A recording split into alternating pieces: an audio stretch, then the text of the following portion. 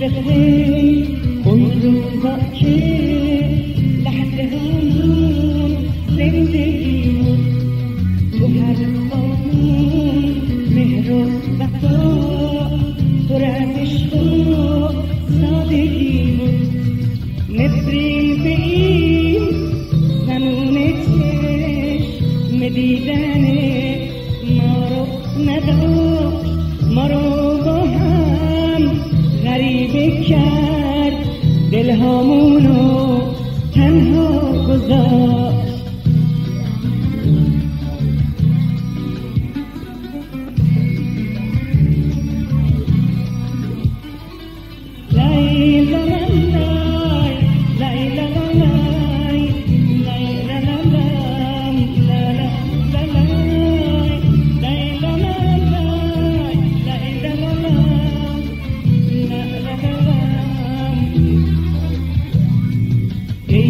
خدای آسمونا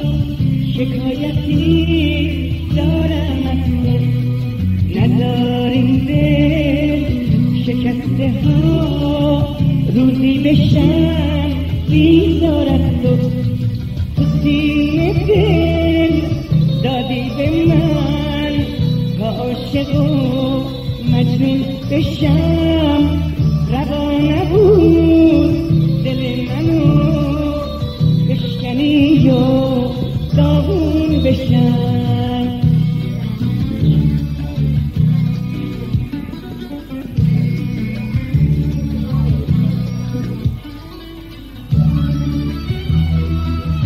لا إله إلا الله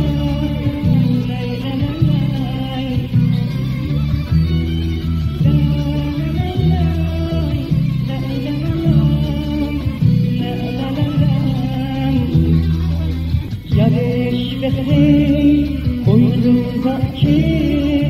لحظه همون زندگیمون تو هر آمون مهر و وفا پر از عشق و سادگیمون نفرین به این زمان چشم دیدن